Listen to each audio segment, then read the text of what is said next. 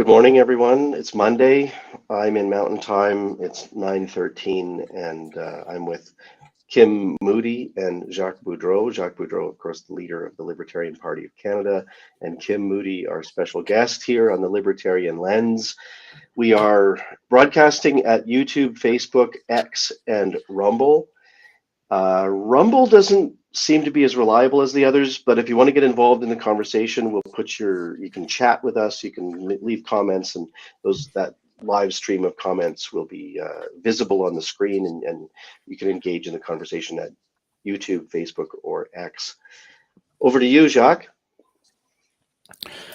Well, Kim, I'm delighted to finally connect, and I don't want to appear to be too over the top, but I am a big fan. You are a regular contributor to the National Post. I've enjoyed most of what you've written. I certainly agree with a lot of it, but I think you're on point and bringing some sanity in part to tax issues. So I'm delighted to have you on. And this is, well, obviously you can see that with the Libertarian Party, this is not a podcast to try to convert you or anything. It's more about helping our audience understand more about tax issues in this country. And I was wondering if we could start with you telling our audience how the income tax started in Canada and what it was direct. I mean, I'm quite familiar with the U.S. story, but less so in Canada. Sure. Well, first of all, Jacques, thank you for the kind words and comments, and thank you for having me here. It's a pleasure, and yeah, I do enjoy writing for the Post and being rather opinionated, and it's it's kind of fun. Hopefully, you enjoy my piece tomorrow about the crazy tariffs and how how it all ties together. But how did the income tax start in Canada? Well, it started in 1917, and frankly, if you I'm a big student of history, Canadian history in particular. And, from Confederation forward, 1867 forward, I took as many courses as I could in my undergrad, and I continued today to study and learn more about that particular era. And in 1917, the government of Canada was broke because of the funding of World War One. And ultimately, it needed some revenue sources to continue funding government services. And so it looked, and pretty much the only, I wouldn't say the only, but the primary source of revenues was tariffs, if you could imagine back then. And Yeah. and so, because most countries around the world, that was a primary source. And so the government at the time really didn't want to introduce an income tax. And the finance minister was pretty vocal about it. And so after toing and froing for quite some time and looking at a so-called excess profits tax, which I've written about that issue recently as well. What's old is new again. But Yeah. back then, um, there was the perception that certain industries were taking advantage of shortages of labor because a lot of men were, and it was men that were overseas in World War One, and women working, in order to cover expenses, and grocery costs had gone through the roof, mainly because of inflation and a shortage of supply. And so the grocery companies were under attack, and there was threats of introducing an excess profits tax on grocery companies. Have you heard of that recently, Jacques? Yeah, I recently posted on X that, in my opinion, the most underrated topic that one can study in high school and university is history. I'm not saying Absolutely. it's necessarily the most important, but it's the most underrated because people don't study what's happened before and they repeat the same mistakes over and over again. Anyway, back Completely. to I you. always, I say to my kids all the time, and anybody that'll listen is, there's not a lot of new ideas that out there. There's a lot of new technology, but the ideas usually it's been thought of. Yeah. And so all it takes is, especially with this day and age of ChatGPT, do a little, type in and see if there's an excess profits tax in history. And in Canada, there was threats of one, and the short answer is there was the introduction of one in 1917, and ultimately that morphed into the corporate tax, after the war, after World War One. But in terms of the income tax, that arrived in September of 1917. I think it was 12 pages. I have it on my bookshelf behind me here. 12 pages of legislation. It was mainly targeted to higher income individuals. It was pretty simple. And long story short is that has morphed into, the primary source of revenue for the government of Canada today. It's not quite half of all revenues, but it's roughly, it's close to that in terms of where we're at. It's a complex vehicle filled with political interventions, which I've been pretty vocal about in my writings as well. So hope that answers your question, Jacques, but it's got a long history since 1917.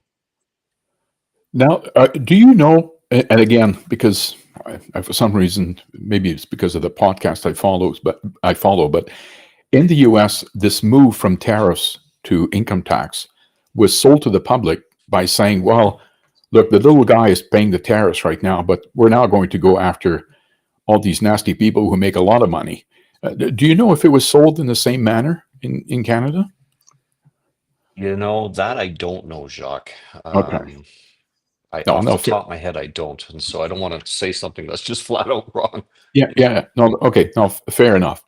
So, so then it's fair to say that. And was it introduced in Canada as a temporary measure? Yes, it was, and that's often repeated by people. It was called, the Temporary War Measures Act, and there's nothing temporary about it. It's been a permanent fixture ever since then. Right. So, not only was it not temporary, but it expanded now to the average people as well. Right. It's no longer directly Completely. at just a rich people. Okay. And it went from 12 pages to what is it now? Like, first of all, I think the font is You want me to about show you? 8. Yeah, I'll show you. sure. I'll just, get off screen here for 2 seconds, and I'll show it to you. And if I can find, there we go. Here's this. So here's a visual for people that are watching. This is a copy of the original Income Tax War Act, that I got gifted to me on the anniversary in September of 17. I've got a whole bunch of these versions, but you can see that it's not very big. It was Yeah, a yeah. whopping 11 pages long. So 11 pages. Today, that's how many. That's how big And it is. right now, I've had to dabble with this, and if I recall, the font is about what a ridiculous like 8, like where. You can see it. It's very tiny. Yeah, Very, yeah. very tiny. So So, you better have so how, how good many eyes. pages? How many pages is that in Um, total, It approximately? is. I'm just going to go to it here. It's roughly almost 3,000, not quite. 2,800 pages. I mean, this makes me so mad because it.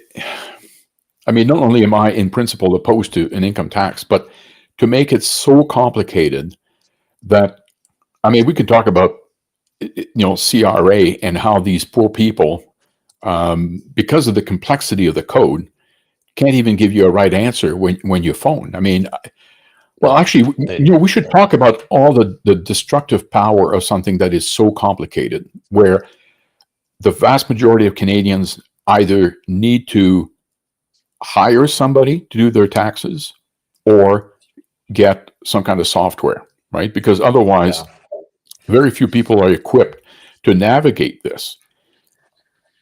yeah. I'm happy to chat about that, Jacques. And we could go down a whole bunch of different rabbit holes on this. But my principal point, I'll make 2 points here. One, a person like me as a CPA, I got admitted to law school a number of years ago, decided not to go for personal reasons. But when you practice tax at a specialist level like I do, you're essentially practicing law, and in my case, without a license, right? Because the interpretation of the statute, which is by far the largest statute in Canada, and in my view, the most complex, although some securities lawyers might disagree with me, but that's okay. I'm happy to take that debate on.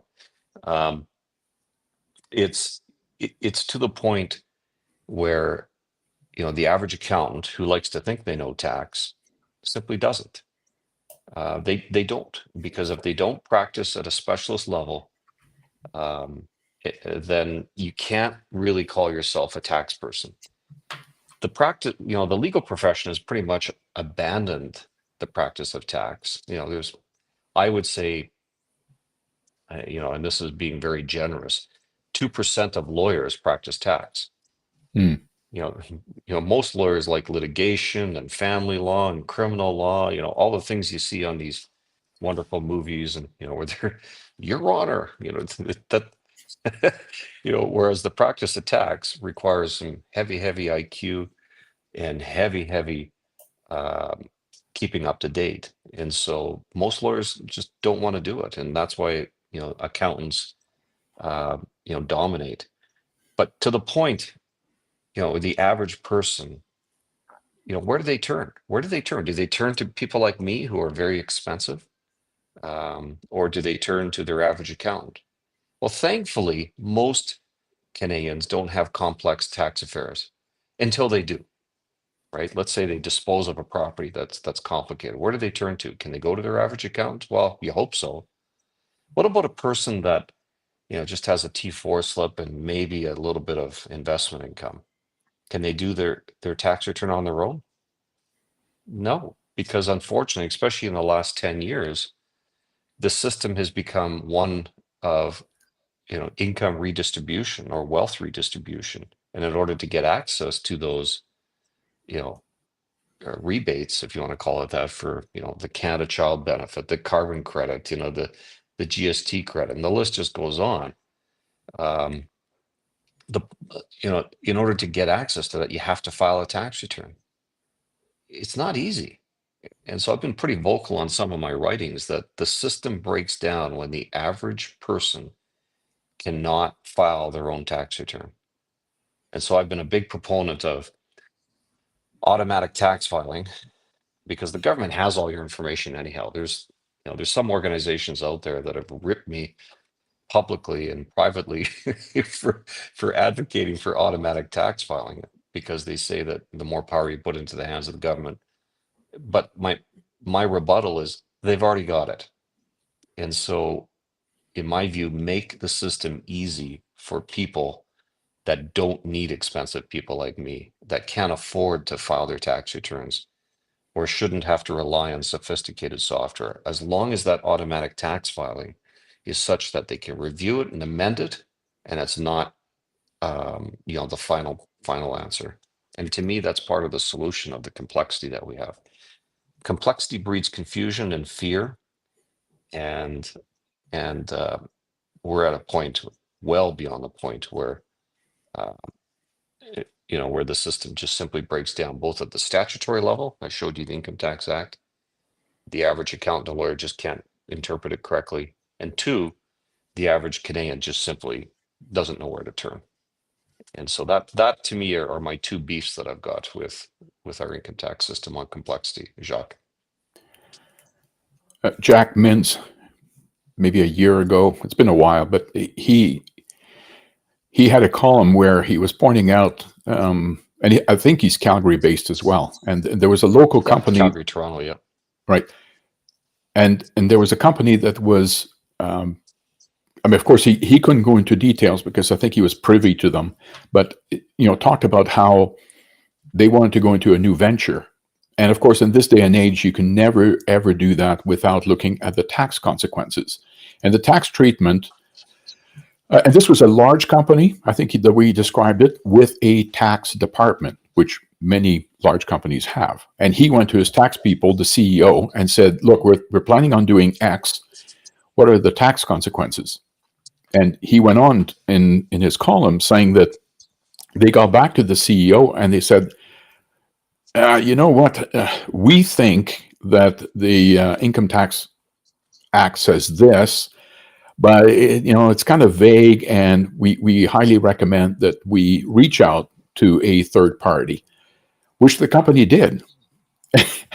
And again, a testimony of how complex it is. He said they came back and said, well, I think we tend to agree with your internal counsel on this, but there's still a lot of uncertainty, and we think you should run it by yet another third party.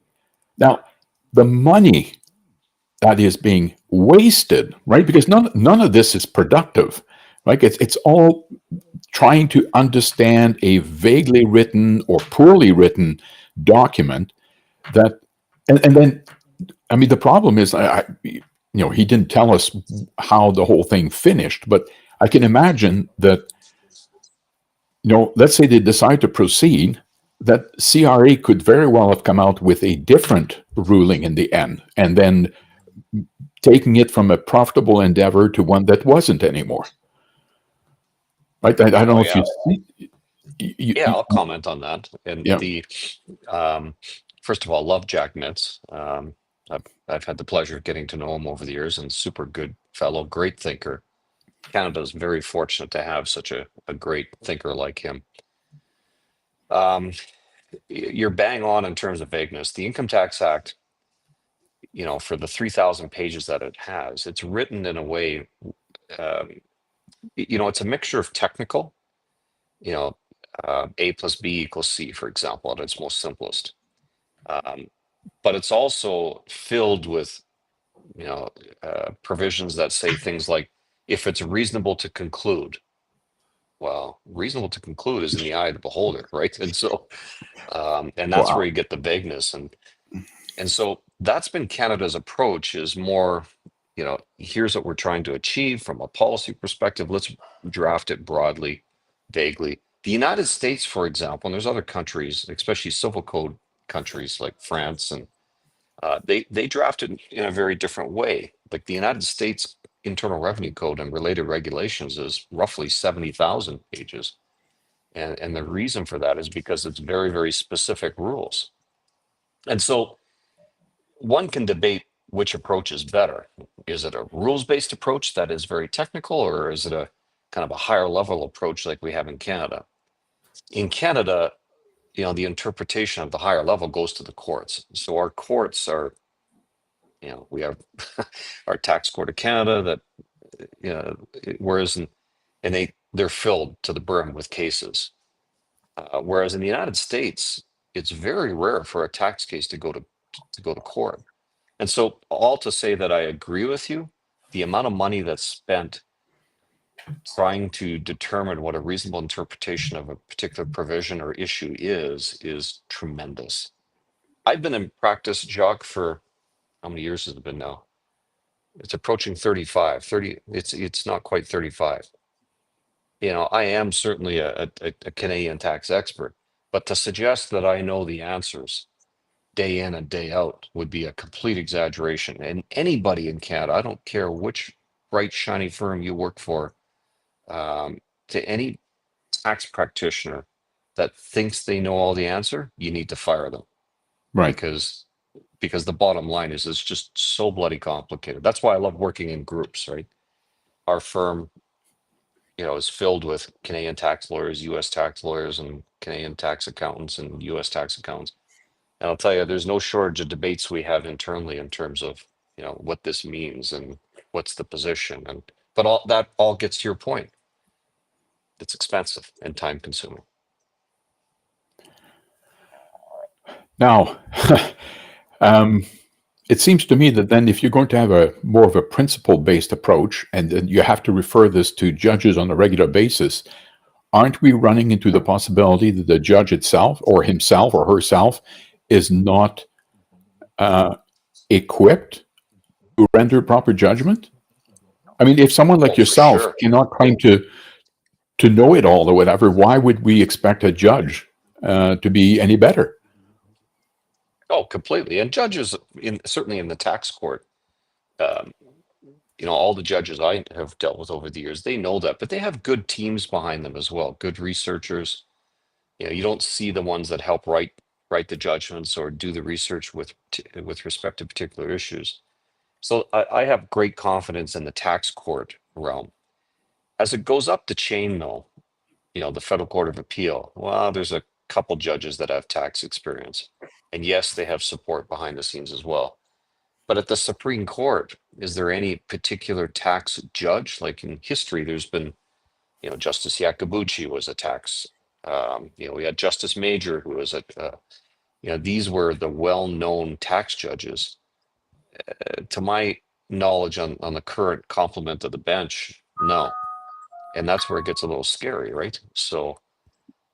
Um, so yeah, they struggle as it goes up the chain, and you have less and less experience with judges that have tax. They're relying, at least from what I can tell, much more on, their researchers behind the scenes. And And I always debate this with lawyers, and they'll all say, "Hey, they're lawyers, they're trained to interpret statutes, and so that's enough." Uh, you know what? I don't think so. yeah. Tax is a very unique animal. So anyhow, Now, if someone wanted to come along and um,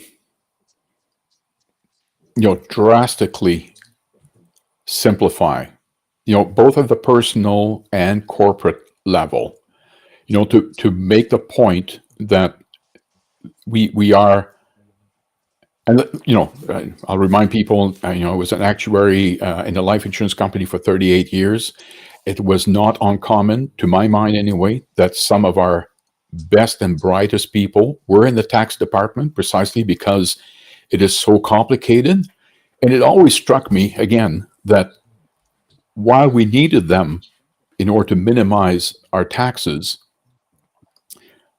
it's not like they were what I would call productive, right? I mean, these people could have been, in theory, because they were bright, redeployed to come up with better products or better systems, or again, um, to provide more value to our customers, right? But because of the way things have been artificially, I mean, to me, all of this is very self-inflicted wounds type thing, where we make something enormously complicated that, to my mind, does not need to be. So anyway, if someone wanted to come along and say, you know what, we're going to make this way, way simpler, are there entrenched parties, to your mind, that would fight back, that would for some reason claim that no, we need this as complicated as it is? yes, I think you would, and I think a lot of the um, fighting back would be, from left of center people in general. You think that the boogeyman is out there, and the boogeyman needs to be stopped with rules. One of the most common things I hear is that all you need to, and this is, a standard NDP line. This is me getting political a little bit here, but all you need to do to solve Canada's crisis, financial crisis, is just go and tax the money that's offshore and go Right. grab the money. What a lame line. You know, it's so lame that it's just laughable. But unfortunately, their laughableness is supported by very shitty research in quotes, that suggests that there's massive tax evasion by non-reporting of offshore income, and I call BS on that. And certainly, it's not a solution to Canada's problem. So that's just kind of a warm up. The entrenched parties, in my view, are the ones that are paranoid, that if they don't have such a vast net that they've cast with these rules, that somehow it's going to get through. Somehow some mischief will get through. There's a long-term bureaucrat at the Department of Finance that I really respect a lot, and he's you know retired now, but that was his approach. He was a very senior guy at the Department of Finance, and his approach on drafting was to just cast such a wide net, because here's the mischief he's trying to solve. And if he does a precision approach, then there could be too many, loopholes, using that word I hate. And therefore, they're just going to draft it very broadly. And if the courts have to step in, they will. That is the type of entrenched party that causes the complexity. But unfortunately, those people think they're doing Canada a favor. my view is, yes, you need to catch the obvious mischief and abuse, but you can do so in a way that relies on good theory that says, hey, you're not going to catch everything. And the price of a good functioning society, which includes simplicity or some form of simplicity, is that there will be bad guys. And so I like that approach better. Unfortunately, there's been an approach recently that tries to get that, you know, bad guy probability down to zero. And every time you get that kind of attempt, in my view, you're going to invite complexity. The obvious exception to that, though, Jacques, was during COVID. They're handing out subsidies like water, Mm-hmm. and you could go right online and go click, click, click, click, click, and get the money. And Right. the amount of abuse that was on there was well over accepted, standards. So, it's kind of ridiculousness all the way around, in my view. Let me move to, and I'll start with a comment, and then maybe you can let me know what you think. But so not too long ago, you had a column where you, I think, mentioned 25 different taxes Yeah. beyond the income tax. Yeah. Now, Fees and levies and yeah, what have you. Yeah. right. That was quite interesting. My thought on this has been that I don't think much of people in government, but the one thing that they're very good at, I think, is to bamboozle people. And when you spread the tax load among many, many different things, like for example, I think the total, according to the Fraser Institute, the total tax load for the average Canadian, and I forget now, I think you might have mentioned It's that in as my well. article. Yeah, 43%.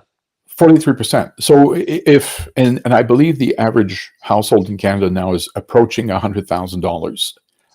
I think most people, I'm sorry? What they used, Jacques, what they used in their recent study was an average couple, husband, wife, with two Yep. young kids. Right. And the combined average income was 109,000, if I recall off the top of my head. Okay. So let's make the math easy and go with 100. I mean, most people would be totally unaware that they pay $43,000 in all in, right? All these taxes. And in part, I'm convinced is because it gets spread out. Yes, they are aware of the income tax that they pay, although even there, I'm not quite sure that people would know. But then you start, including, like, if you were to ask the average person, and I don't even know this myself, like, how much do I pay in GST or whatever it is in Ontario? I don't know, but I'm sure it adds up to a lot. I moved last year and I had to pay a land transfer tax, which was eye-watering. Like it's just one thing after another, and an excise tax or carbon tax, or so when you spread it out like this, I think you are less likely to get people to stand up and say, "Well, hang on for a minute, this is too much." So that's my first thought on that. Number two, I would have added the 26th one because I think, certainly in the libertarian world, we don't believe that the corporation pay taxes. People pay taxes.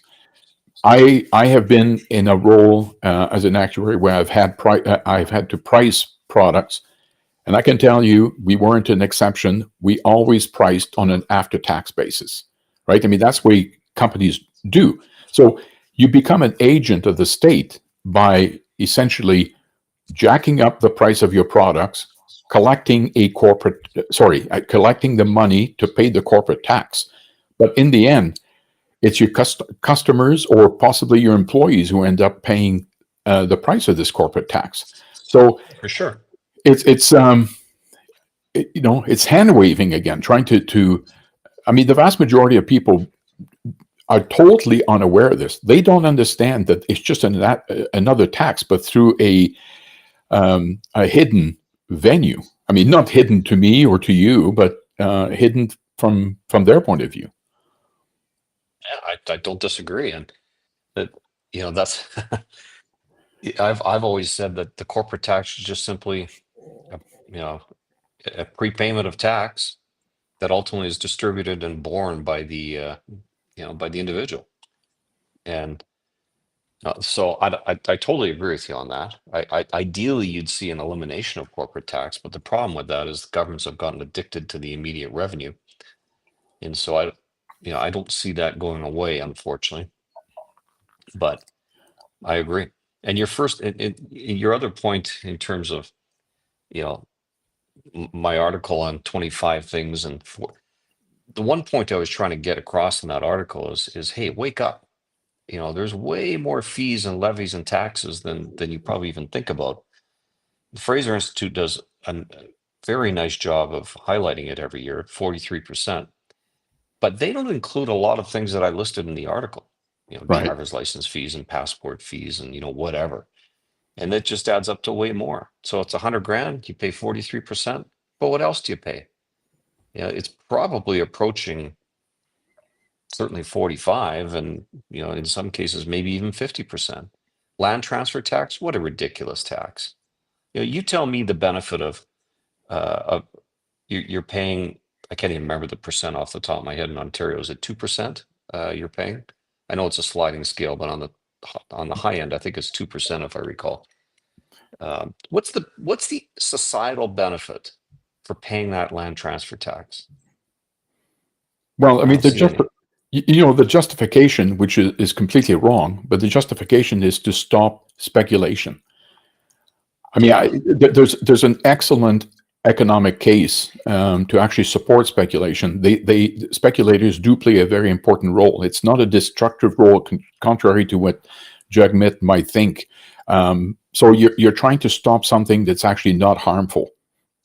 Yeah, I So don't disagree. yeah, If you see all, and I've written about this lots, but if you see all the politically motivated real estate tax measures introduced by the Liberals in the last, 5 years, every single one of them is ridiculous. And so in terms of simplicity, going to one of your earlier comments, I would make a very, if I was in charge, I would look at number one, what's the easy stuff to cut? Well, the easy stuff to cut is all the politically motivated stuff, like the short-term rental tax. right. What a nutty one. That's a dangerous one, actually. So, that one is high on my agenda to get rid of. I would look at a lot of the complex stuff to get rid of within boundaries. We don't want a lot of abuse to happen, but at the same time, is there a way to make this simpler? I could go on and on, Jacques, but there's the politically motivated stuff is the one that really drives me crazy. I think even the stuff that is, to my mind, relatively simple, with CRA can. I mean, I'll tell you a story that happened to me like some 17 years ago. I moved from Montreal to London, and I forget what the numbers were, but for the sake of argument, let's say that my total moving cost, including the commission on selling my house, which was included in that, was say $50,000, and my employer had given me an allowance of $30,000. Right, so I get at the end of the year, and of course, I claim the difference of $20,000 as a moving expense. And 17 years ago, it was all snail mail. So I get this nasty letter from CRA, deduction denied, because $20,000 is less than what you got from your employer. Being less than 30,000, and I'm thinking, like, am I dealing with a grade 2 person here who doesn't understand that was the residual? It took me, well, I sent them a letter back saying, look, you don't understand. I mean, the total cost was 50. I got an allowance for 30. I'm claiming for the difference. Got a letter back, denied because 20,000 is less than 30. I was like, when you encounter this type of stupidity, really, I mean, you're kind of like, you don't know what to do next. So I had made an initial contact with a tax lawyer to help me because clearly I wasn't getting through. But at last resort, I decided to call instead of doing snail mail and asking for a supervisor. And it took her 30 seconds to get it, right? But then it made me wonder, what kind of people do you have? But again, I think it goes, I mean, this is a simple example and they really should have got it. So I don't want to, cut them too much slack. But I know that in general, there are experiences that have been made where, experiments that have been made where they made up some questions and they get people to call. I mean, there was a Toronto law firm that did that a while back, and I don't know, the wrong answer were in the 70% range. I mean, it's just, it's so frustrating because they can nail you on a misunderstanding. Yeah, here.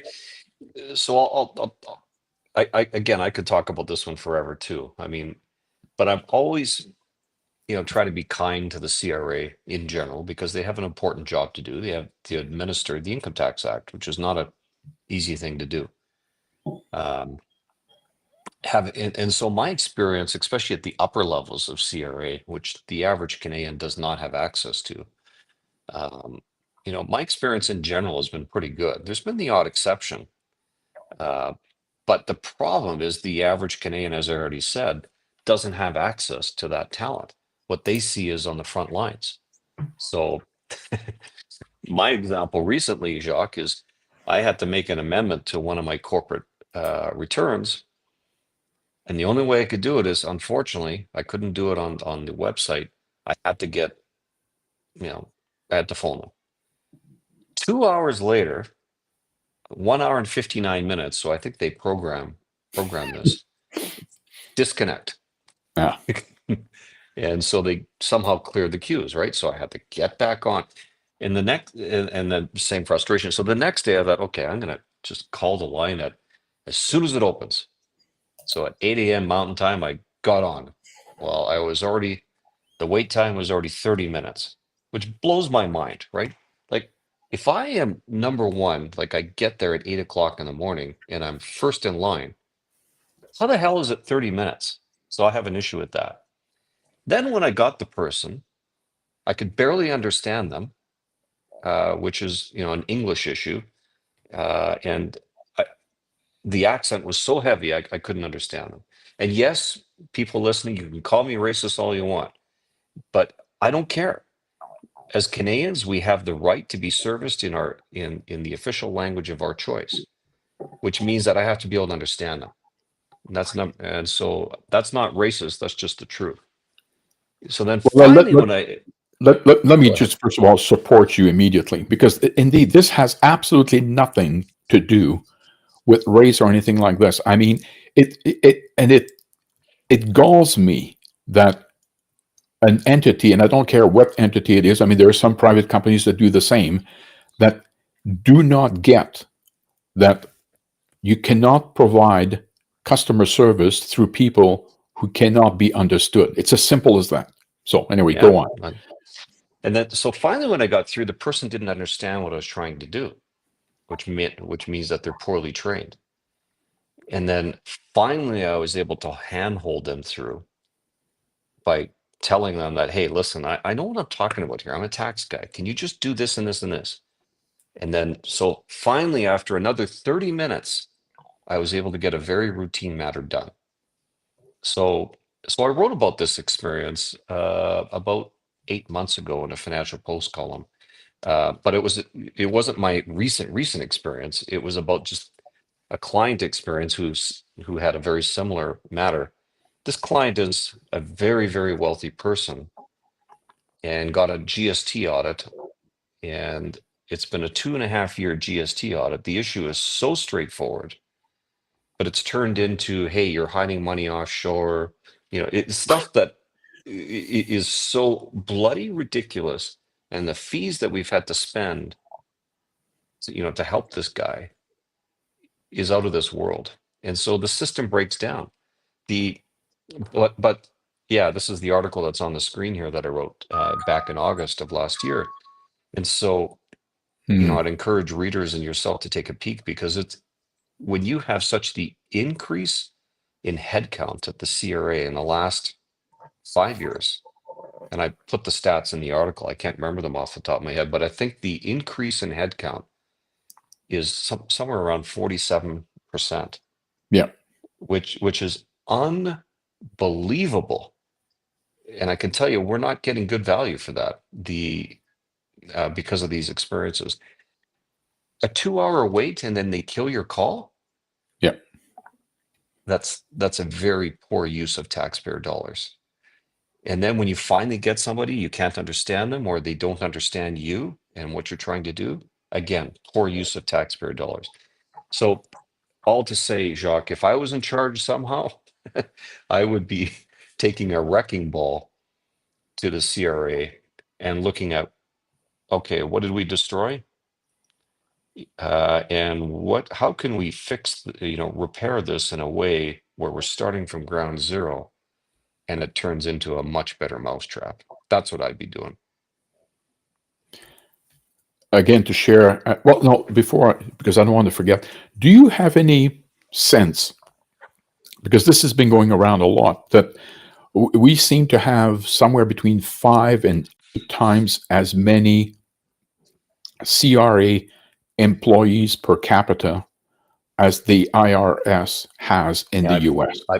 I put that in that article, and I just did simple math, right? And of course, I think if you've got the article, maybe you can just look at the stat that I had, but it's somewhere around one CRA employee. Yeah, here we go. Although I can't read that very well. Oh yeah, here we go. One CRA employee for every 676 residents, and in the US, one for every 4,049. Now, immediately I get people that come back and say, Kim, you don't know what you're talking about. The IRS is very different than the United States, because they they don't administer state stuff, which is true.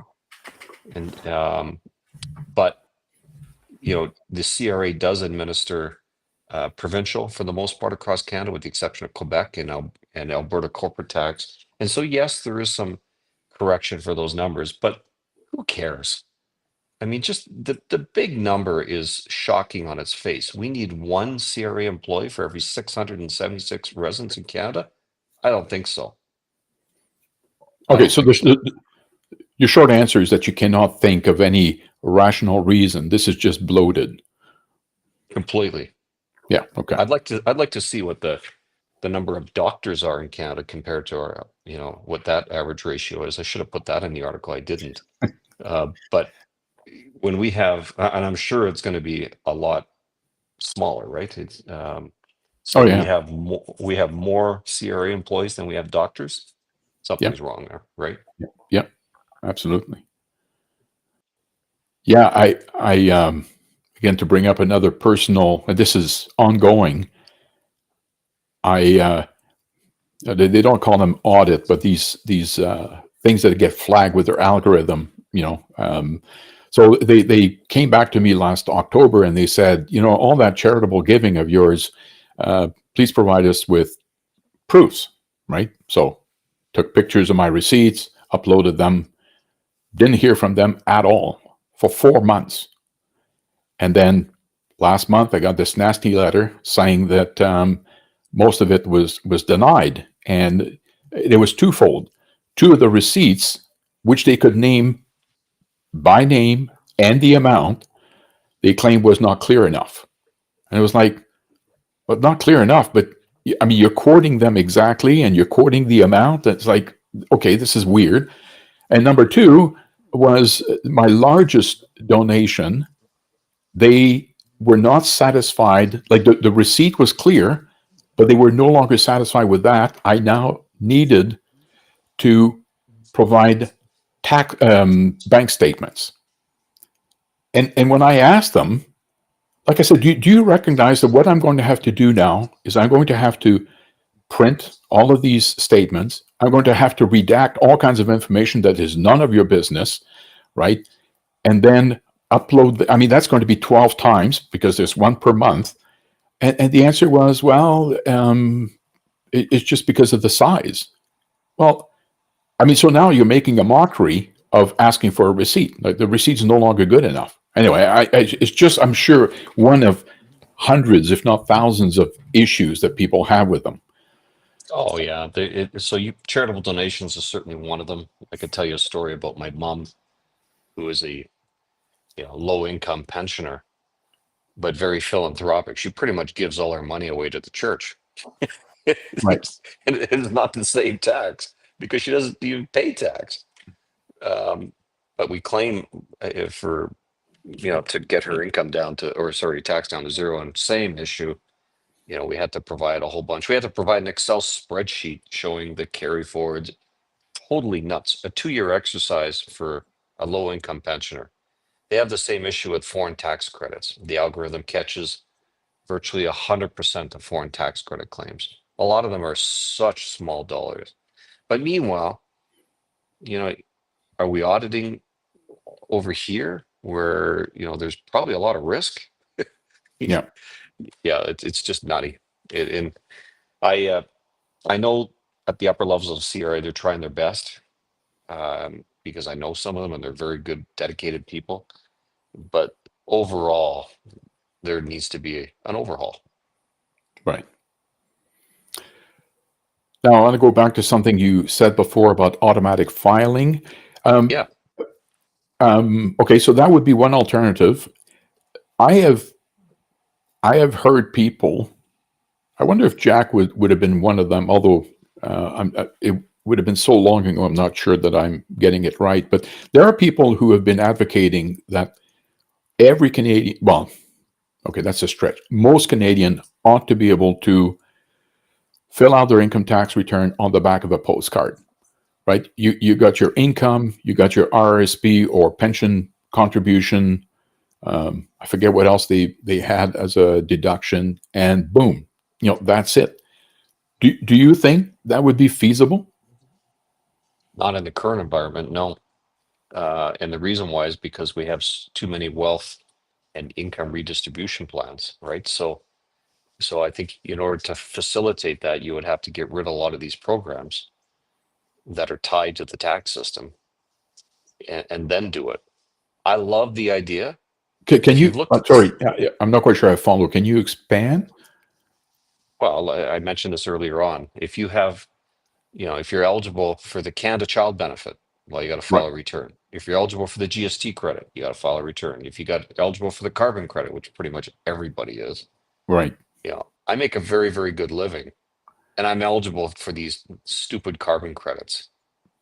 Like nuts. Yeah. So, and there's others, right? That if you want to get your old age security supplement, you got to file a return.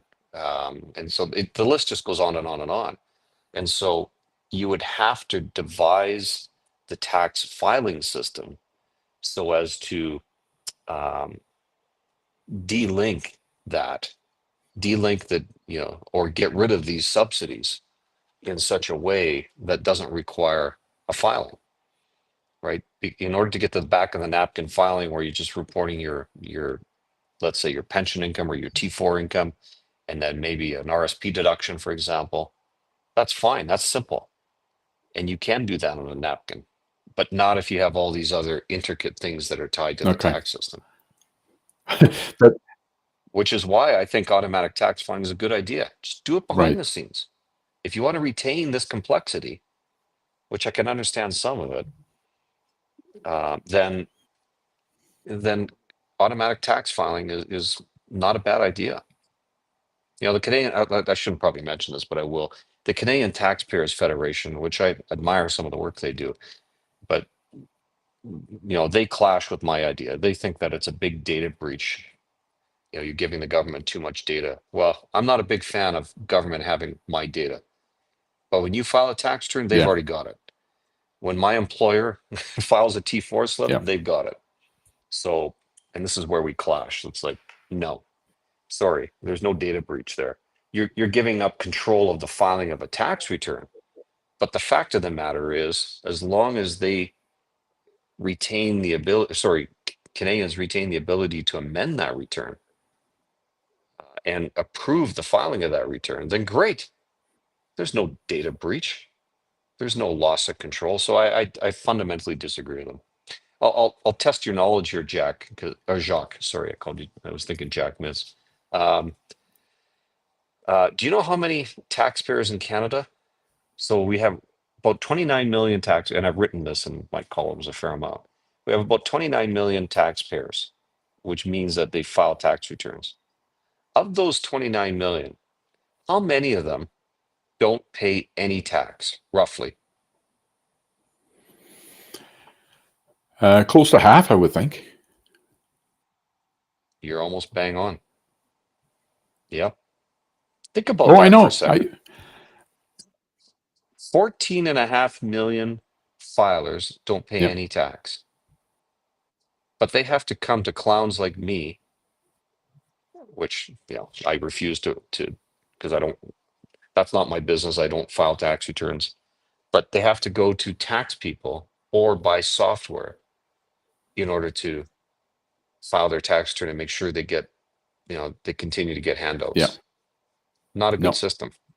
Not a good system of my view. And it's funny. I mean, clearly, I'm in the political realm, right?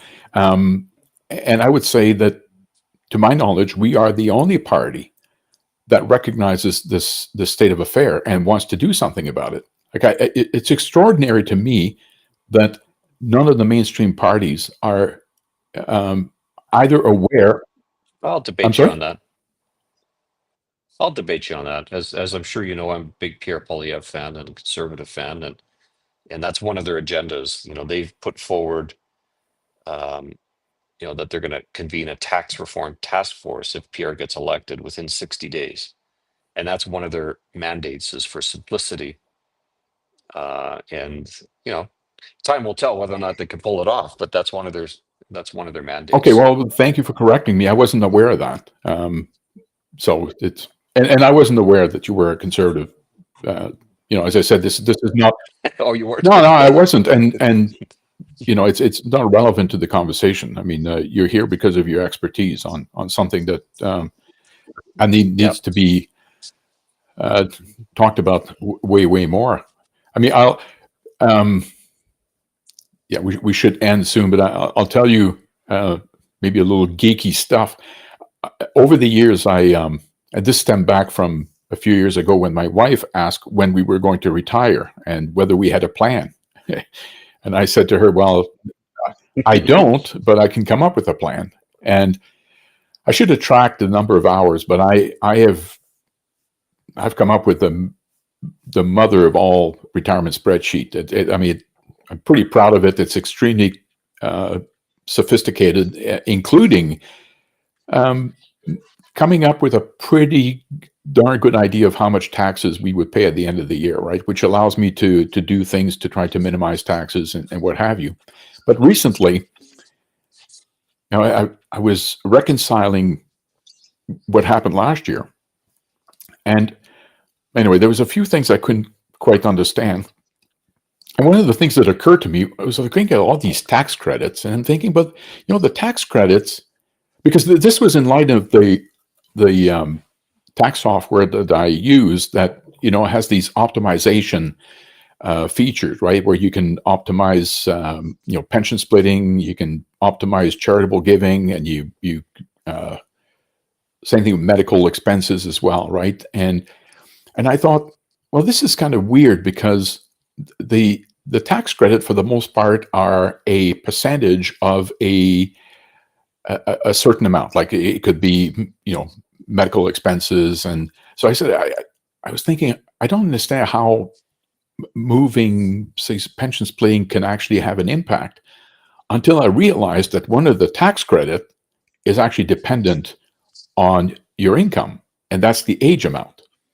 So that was that was a circular calculation, which then it made me realize why. Okay, if I take some income from me and I give it to my wife, then I can move that needle in terms of reducing my taxes, but it may very well increase hers because her tax credits come down. So, yeah, but more of the complexity of the system. But how many people can actually afford? It's not even afford. How many people can actually build a spreadsheet like what you've done and have the knowledge and patience? And I think the big one is knowledge to do that. I would say it's 0.01%. It's not, I mean, ultimately, Thank you're you. right, it's the knowledge, but it's the time to acquire the knowledge. Because quite often I get to a point where I'm thinking, Oh, for sure. oh, gee whiz, I don't know how this works. And then you got to go to the Income Tax Act or try to find somebody. Thank goodness for AI, because they're pretty good sometimes at summarizing things right in a way that you can understand. It's pretty phenomenal. Yeah. It's pretty I phenomenal. mean, I'll tell you one thing that, and again, as an actuary, I'm used to things that are pretty complex and demanding, but my son's a physician, and, he's incorporated, and I was looking at the rules around the incorporations, and man, my brain was hurting. So many Yeah. pieces there. Yeah. No, it's complicated. And just to pick on your son's profession a bit, you know, the medical profession, including dentists, engineers, lawyers, none of them have mandatory business training during their education. And in my view, that's a shame. And one of the things I've been on my pulpit about in the Financial Post for, I think, 3 columns in the last 12 months is improved financial literacy for all Canadians, not just business owners, is such a critical thing. Like, where does your money Yeah. go to? Is there value for money, which is an emphatic no. And when you're a physician and you get out of med school and all of a sudden you start practicing and you're forced into being a business owner in some limited form, um, when I go and sit in a doctor's office and I see that they haven't been trained in basic business skills because they make you wait forever, because that's just classic terrible business training.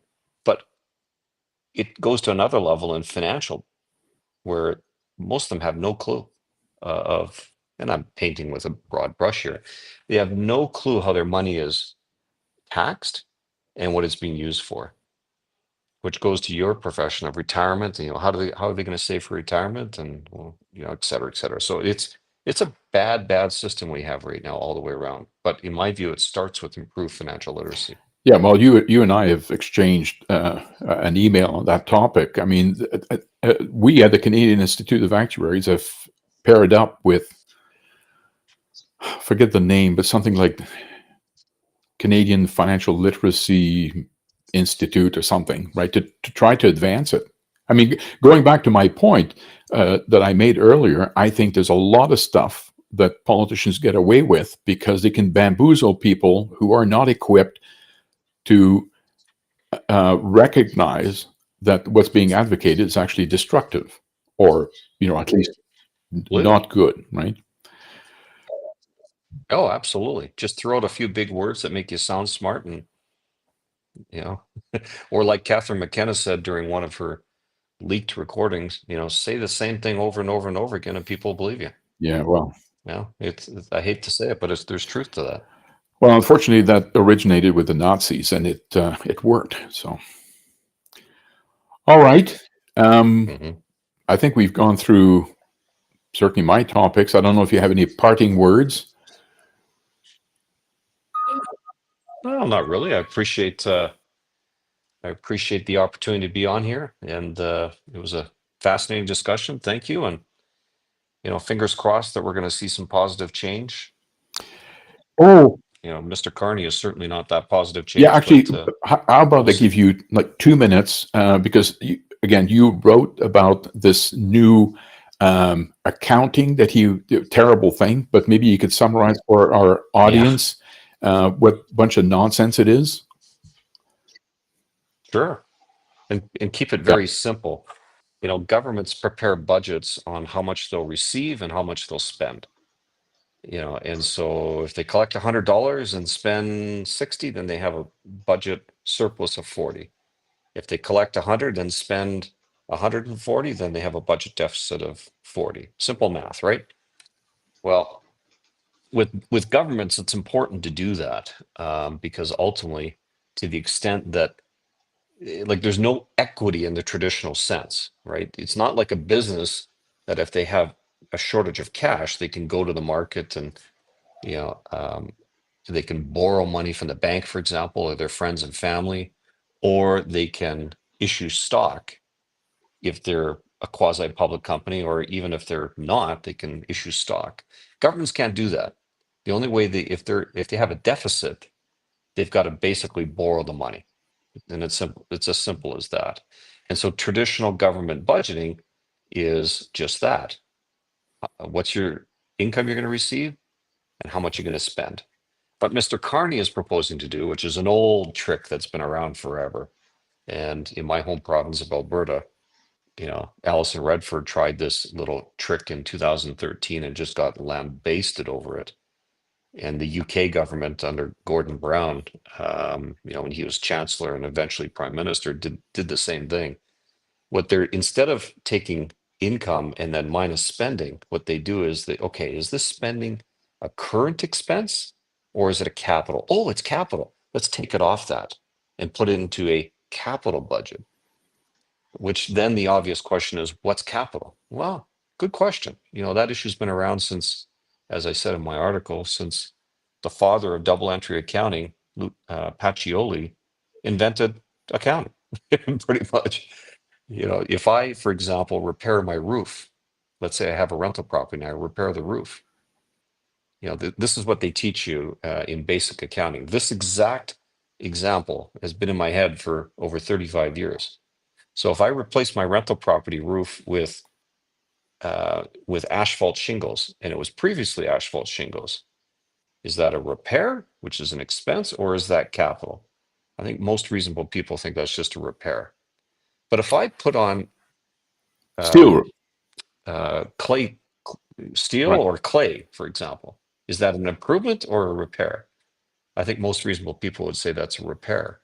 Or try that again, capital, and therefore it'd be amortized over time as opposed to expensed. But in the government context, you can get into some real wonky stuff. Okay, so you renegotiate your payroll with a particular union, and oh, maybe that extra cost is capital. Let's take that off the books and put it in there. Oh, we're handing out subsidies like water to these green battery plants, billions of dollars. Well, that's got to be capital for sure. So let's take that off and put it into a capital Yeah. budget.